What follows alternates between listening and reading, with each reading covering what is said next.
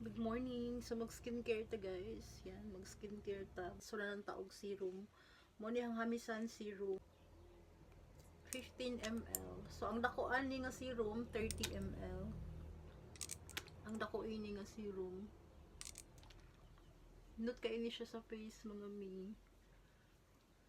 Is Hamisan na pod. Hamisan sunscreen. Mo ni siya guys. Elite BB cream, mga mi. Yan. Indot yun niyo, no white cast, and then indot yun siya result sa inyong face. After ninyo mag-toner, dili naman ko naga-toner, wala ko ng toner karon. After ninyo mag-serum, magbutang din mong elite cream. Pag human natog elite BB cream, tinted sunscreen, butangan na sad natog day cream. Hamisan gyapon ni siya guys. Hamisan gyapon ni siya nga brand. Yan. Indot ni siya kay powder finish na ni siya, so affordable, and then for face whitening, yan, makawalang dark spots, yan, makanindot yun siya sa inyong mga face, nga na siya, white siya, medyo dirty white.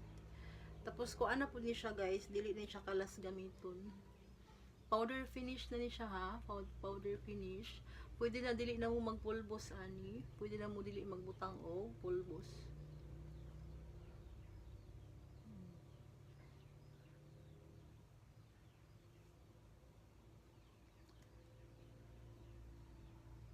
Ang isa ka ingani guys, ang isa dugay siya mahurot. Mo nang day cream. Pwede na